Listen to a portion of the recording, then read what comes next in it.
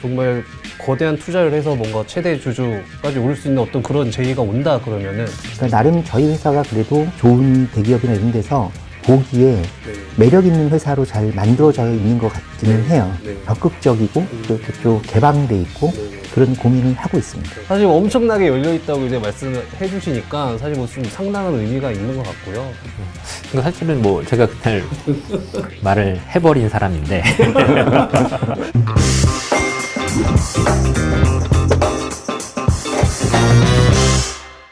네, 안녕하세요. 야구론 기자들 송영주입니다. 지난 4일 지노맨 컴퍼니가 글로벌 제약사죠. MSD와 담도암 치료제 공동 임상 계획을 발표했습니다. 회사가 개발하고 있는 마이크로바이옴 항암제의 가능성을 높이 삼면서 글로벌 블록버스터 약물 키트루라를 무상 제공키로 했는데요.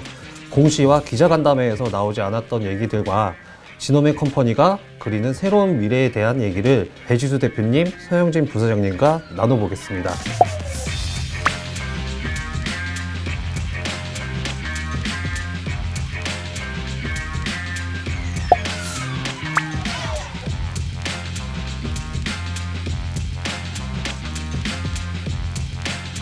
지금 개발하시고 있는 그 면역항암제 파이프라인 현황에 대해서 좀 소개를 좀 부탁드릴게요. 지노맨 컴퍼니는 많이들 아시는 바와 같이 마이크로바이옴을 활용한 면역항암제와 또 혁신 항체 신약 기반의 면역항암제를 연구 개발하고 있습니다. 근본 저희가 MSD와 공동 개발을 발표해드린 마이크로바이옴 면역항암제 GN001은 현재 독일 머크 파이자와 병용 임상을 미국과 한국에서 진행하고 있고요. 적응증은 이제 고형암, 세계 적응증, 폐암, 두경부암, 요로상피암으로 구성된 고형암 적응증과 그리고 위암 적응증을 현재 진행을 하고 있습니다. 그리고 근본 발표한 MSD와는 담도암에 대해서 병용 임상 시험을 현재 하기로 했고 현재 진행을 준비하고 있습니다.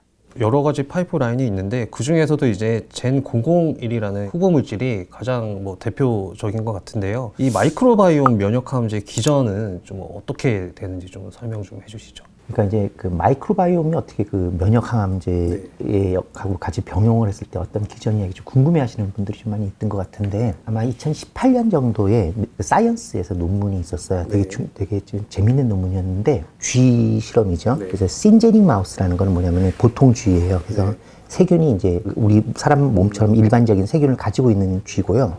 그다음 점프리 마우스라 그래서 세균을 아예 없앤 무균 쥐를 둔 상태에서 양쪽에다가 암세포를 심어가지고 키투르다나 이런 PD-1을 주는 거죠, 쥐한테.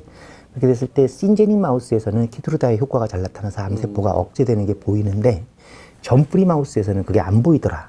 이런 논문이 있었어요. 그게 그 얘기가 뭐냐면 우리 몸에 일반적으로 살고 있는 세균이 있을 때 PD-1이건 면역항암제건 이게 작동을 한다라는 얘기일 거 아니겠어요? 그러니까 다시 말하면 PD-1이나 이런 약들이 면역항암제들이 작용을 할 때 뭔가 면역 기전을 건드려가 작용을 하게 되는데 그 메커니즘에 중요한 역할을 하는 게 마이크로바이옴이다.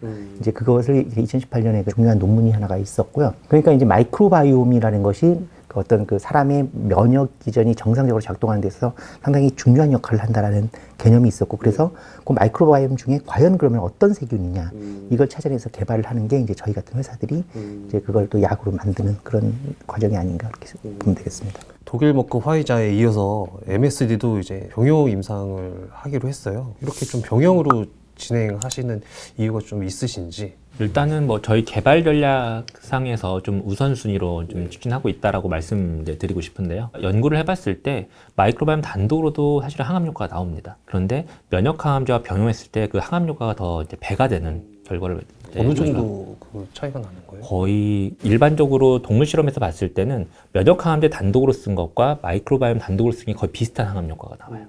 그런데 거기에 이제 면역항암제와 소위 말해서 PD-1 저해제죠. 그것과 마이크로바이옴을 병용했을 때 그래서 이제 거의 2배가량 더 좋아지는 것으로 항암 효과가 저희가 확인을 했고 그래서 일단은 저희가 단독으로도 할 수 있고 병용으로도 할 수 있는데 이런 부분에서 저희가 개발 전략상 마이크로바이옴 이제 최초로 개발을 하는 거잖아요. 그러다 보니까 기존의 이제 항암제 시장의 메인인 면역항암제 저희 마이크로바이옴 병용에서 들어가는 것들이 우위사항이 될 수 있겠다라고 좀 생각을 했습니다. 지난 4일날 이제 기자간담회를 하셨는데 MSD와 이제 공동 연구 개발 소식을 이제 발표를 하셨어요. MSD가 이제 지노맨 컴퍼니를 마이크로바이옴 치료제 병용 임상 파트너로 선정한 이유가 좀 어떤 게 있을까요? 뭐 사실은 그건 MSD에 물어보긴 해야 되는데 저희가 생각한 걸 좀 말씀을 드리면 기본적으로 MSD 자체 전략상에서 마이크로바이옴이 굉장히 이제 차세대 치료제로서 가능성을 유망하게 보고 있는 것 같아요. 그러니까 저희도 글로벌 제약회사랑 협업을 해보면 몇몇 글로벌 회사, 그러니까 MSD를 비롯해서 파이자 등과 같은 회사들이 마이크로바이옴이 이제 차세대 치료제가 될 것으로 많이들 예상하고 있거든요. 이제 그런 상황에서 MSD는 자사가 갖고 있는 키트로다가 그 많이들 요즘에 키트로다가 이제 특허하려고 되고 그걸 대응하기 위해서 병용요법을 많이 강화하는 부분 추세잖아요.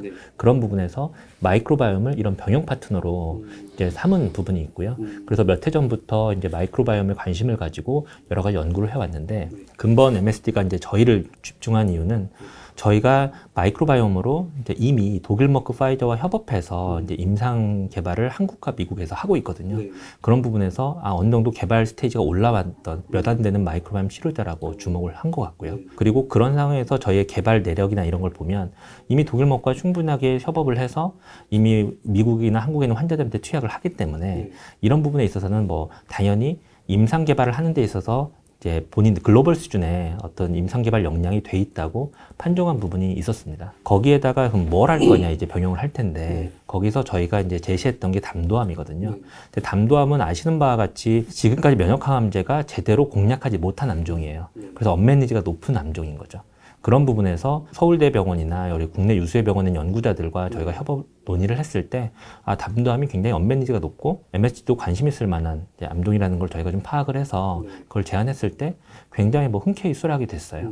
그래서 그런 부분들이 아마 MSD가 지노만 컴퍼니의 GN001의 어떤 가능성 그리고 저희의 임상 전략 이런 부분들을 좋게 봐서 병용 파트너로 채택한 것이 아닌가 그렇게 저희가 생각하고 있습니다. 그러면 이제 MSD랑 이제 계약을 좀 진행하면서 사업 개발 차원의 에피소드나 좀 기억에 남는 스토리 뭐 뒷이야기 혹시 있으시면 인연을 맺은 건 한 3년 정도 됩니다. 그래서 그때 이제 그 바이오 US에서 보스턴에서 했을 때 MSD를 만났었고요. 그러니까 그 마이크로바이옴 회사 중에서 면역항암제를 개발하는 회사들 입장에서는 글로벌 제약사 중에 면역항암제를 가지고 상용화되어 있는 회사들하고 손잡는 게 엄청나게 치열한 경쟁입니다. 그래서 이제 그 당시에 2018년 같은 경우에 에벨로가 MSD하고 이제 같이 손을 잡았었고 베단타가 BMS하고 손을 잡았었고 신로직이라는 회사가 로슈하고 손을 잡았었고 또 포디파마도 그때 당시 이제 MSD와 같이 손을 잡냐 마냐 뭐 이런 얘기를 하고 있을 때였고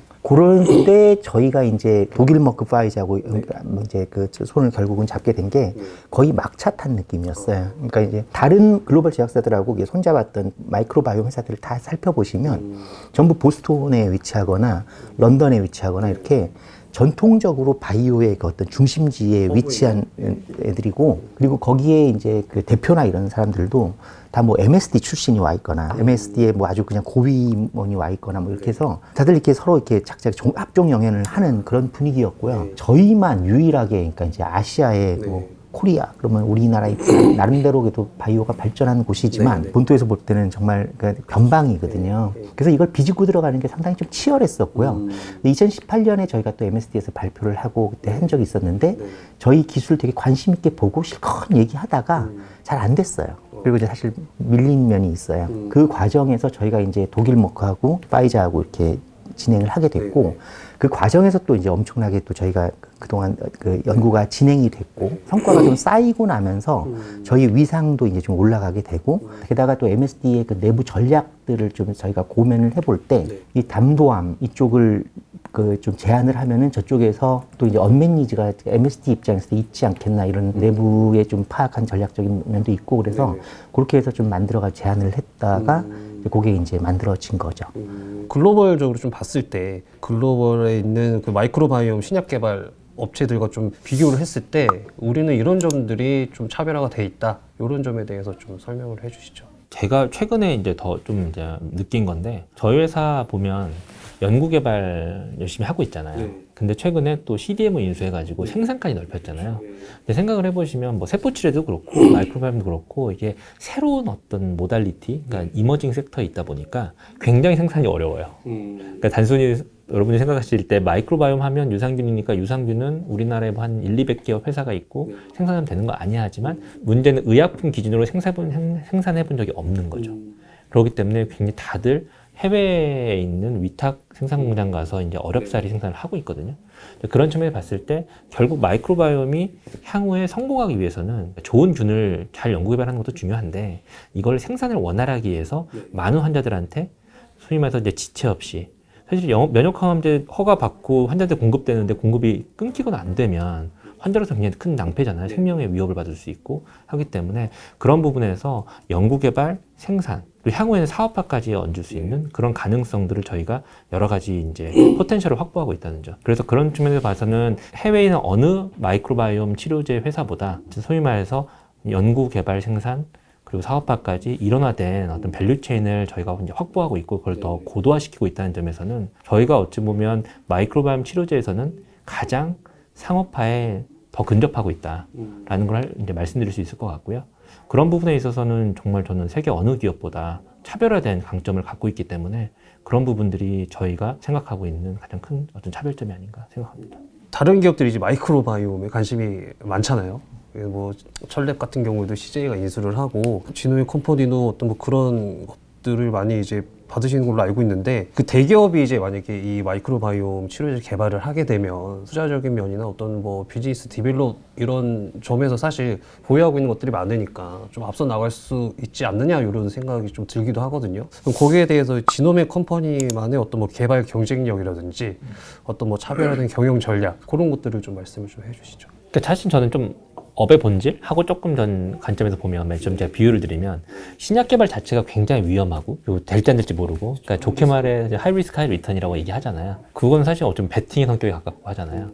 그러면 그럴 때는 소위 말해서 안 해본 걸 하기 위해서 굉장히 뭐 어찌 보면 변칙적으로 빠르게 어쩌면 소위 말해서 게릴라 같이 움직여서 달성을 해야 되는 부분인데 대기업을 보면 소위 말해서 이제 대군에 가깝죠. 한 100만, 뭐 10만의 대군인데 그 대군이 안 해봤던 걸 하기 위해서 그런 식의 의사결정을 빨리 하고 하기는 어려운 것 같거든요. 그러면 이제 좀 표준화된 거. 어느 정도 시장이 형성이 됐고 거기서 규모로 밀어붙일 수 있는 건 잘할 수 있을 것 같아요.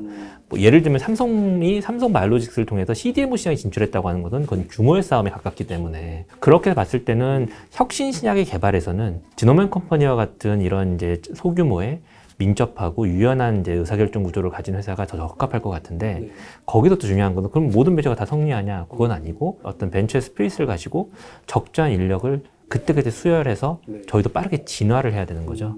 그런 부분에 있어서 지노맨 컴퍼니가 뭐 2015년 창업한 이후로 지금까지 보시면 약 7년 동안 여러 변의 변화를 겪었고 지금 내부적으로 내부에서 영입을 하면서 그런 구조를 계속 갖춰왔거든요.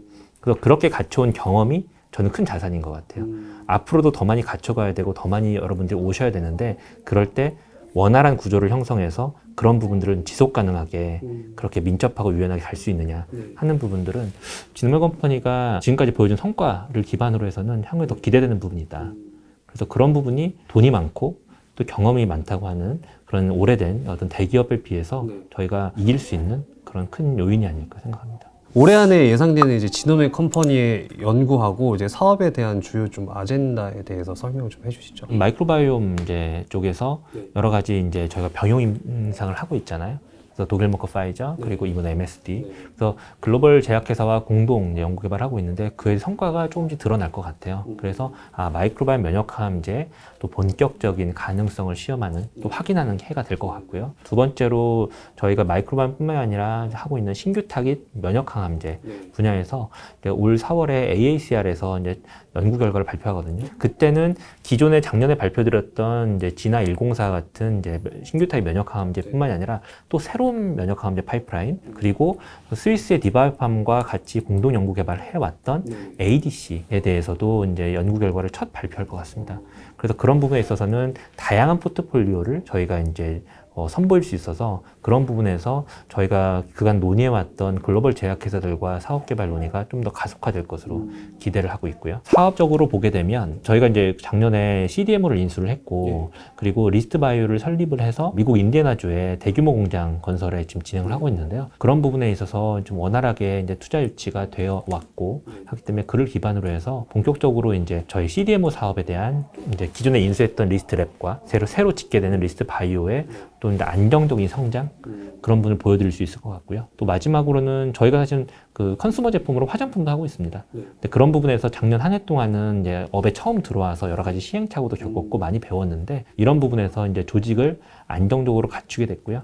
또 그런 부분에 있어서도 저희가 개발한 마이크로바이옴 소재를 기반으로 한 기능성의 어떤 화장품을 저희가 좀 시장에 적극적으로 알릴 수 있을 것 같아서 또 저희 매출의 성장으로 이어질 수 있을 것 같아서 그런 부분에 이제 다각적인 성장이 현재 기대됩니다. 그리고 또 그 미국에 있는 회사들 사이오토에서의 임상도 이제 이상 진입을 하게 될 거고요.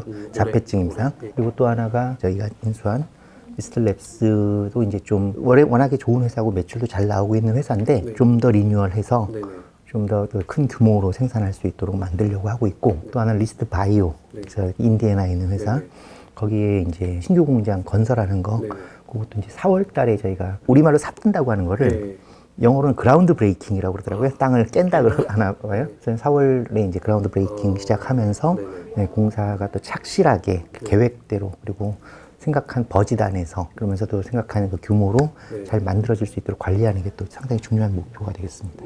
첫랩도 그렇고 사실 최근에 올해 되게 좀 업계에서 약간 이렇게 했던 소식이 OCI가 이제 부강약품을 전부 다 인수한 건 아니지만 최대 주주로 올라섰는데 그것도 사실 좀 깜짝 놀랐었고 사실 그 CJ가 저희 첫랩을 인수했을 때 사실 그 천종식 대표님은 또 이쪽 분야에 엄청 이제 권위자시잖아요. 오래 하셨었고 그래서 그렇게 인수 합병이 이루어졌을 때 좀 깜짝 놀랐었거든요. 만약에 그렇게 해서 어떤 뭐 정말 거대한 투자를 해서 뭔가 최대 주주까지 오를 수 있는 어떤 그런 제의가 온다 그러면은 거기에 응하실 수 있는지 뭐 예스노로 대답하시고 끝내시면 됩니다. 그냥 그 저희 회사 한 7년 됐죠. 그동안 이렇게 그 대기업이나 또 이렇게 다른 회사들에서 뭐 이렇게 그런 제안들 들어왔던 거는 뭐 여러 건이 있고요. 그러니까 나름 저희 회사가 그래도 좋은 대기업이나 이런 데서 보기에 매력 있는 회사로 잘 만들어져 있는 것 같기는 해요. 제가 이제 제일 그 걱정하는 거는 그냥 무조건 투자를 받고 무조건 이렇게 하는 게 중요한 게 아니라 저는 좀 무모하고 도전적이고 이렇지만 그렇게 그 큰 그림을 보고 가는 그런 문화들과 그런 방향들을 가지고 왔었고 하나하나가 그런 파이프라인들도 다 보면 퍼스트 인 클래스로 이렇게 다 이제 그렇게 도전적인 그런 파이프라인이거든요. 그래서 이제 저는 이 문화를 잘 끌어갈 수 있고 이게 더 강화되고 이럴 수 있는 어떤 좋은 파트너가 있으면은 그래서 저희 회사의 사업이 더 강화될 수 있는 파트너라면은 그 다음에는 비즈니스는 항상 그러니까 어떠한 기회든 오픈돼서 고민하고 그래서 또 여태까지 내가 생각했던 그런 생각에 갇히지 않고 새로운 크리에이티브한 또 방향이 있는지를 항상 고민하는 게 경영자의 태도라고 생각을 하고요. 그래서 그렇게 좀 적극적이고 또 이렇게 좀 개방돼 있고 그런 고민을 하고 있습니다. 저는 항상 그런 것 같아요. 그러니까 제가 여태까지 비즈니스를 이 사업하기 전에도 저는 비즈니스를 오래 했던 사람인데 저는 이제 컨설턴트 출신이고 그래서 전략을 세우고 항상 계획 세우고 플랜을 세우고 하는 건 되게 중요한 거로 생각하고 그런 걸 열심히 하긴 하는데 막상 사업을 하다 보면요. 내가 계획하고 내가 생각했던 데에서 기회가 오지 않고요. 그 우선순위가 떨어졌던 데에서도 엉뚱하게 기회가 터져가지고 그게 사업이 확 성장하고 하는 거를 여러 차례 경험을 했어요. 그러니까 어쨌든 경영자는 이거 이제 사업을 하는 사람 입장에서는 내가 이렇게 한다, 이렇게 안 한다, 이렇게 해서 한계를 지을 필요는 없는 것 같고요. 제가 살아보니까 가장 즐거운 오락이 나한테 뭘까? 여행인 것 같아요.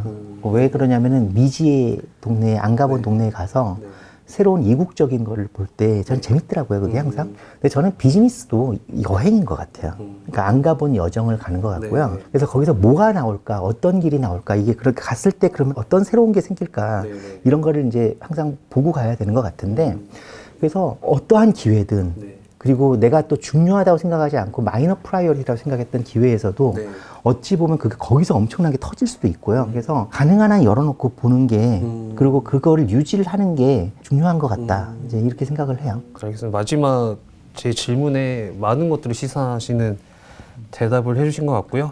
오늘 배지수 대표님과 이제 서영진 부사장님을 통해서 지노맥 컴퍼니는 물론 한국 마이크로바이옴 산업의 미래까지 좀 내다볼 수 있는 시간이었습니다. 대표님, 부사장님 말씀 감사합니다.